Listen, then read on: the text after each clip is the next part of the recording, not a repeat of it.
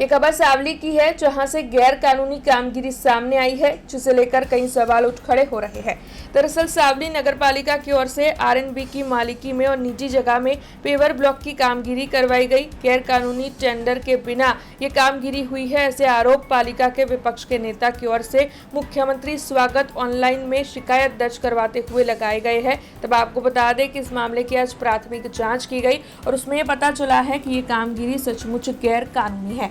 उदलपुर से सावली पुलिस चौकड़ी तक 4 लेन मार्ग बनाना था, जिसके लिए 389 करोड़ की सड़क राज्य सरकार की ओर से मंजूर की गई थी। कुछ दिनों में सड़क की कामगिरी भी शुरू होनी थी, लेकिन उसके बावजूद भी पालिका के सत्ताधीशों की ओर से वहां पर पेवर ब्लॉकिंग की अवैध कामगिरी शुरू करवाई गई है। ऐसे आरोप विपक्ष के नेता हसुभाई पटेल की ओर से लगाए गए हैं, जिसके मद्देनजर आज प्राथमिक जाँच की गई, जिसमें भी ये पता चला कि ये सचमुच गैर कानूनी काम चल रहा है। तब इस मामले में आरएनबी के अधिकारी की लापरवाही साफ पता चल पाई है। तब इसे लेकर अब आगे क्या कदम उठाए जाएंगे, उसी पर सभी की नजरें टिकी हुई है।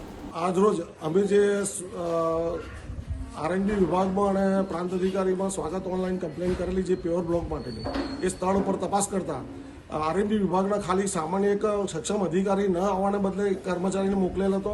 નગરપાલિકાના ચીફ ઓફિસર પણ હાજર નહોતા, પણ સ્થળ પર તપાસ કરતા 10 થી 12 ફૂટ છેક સાવલી પોલીસ સ્ટેશનથી લઈ કુચા ચોકડી સુધીને પ્યોર બ્લોક વધારાના નાખવામાં આવેલા છે, જે માપતા અને દબાણ દૂર કરવાની આજે બાહેધરી આપેલી છે।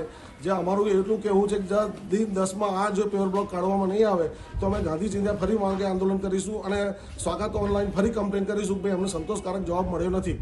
हमसे जुड़े रहने के लिए हमारे YouTube चैनल को सब्सक्राइब करें और नई वीडियो की नोटिफिकेशन के लिए बेल आइकॉन को दबाएं।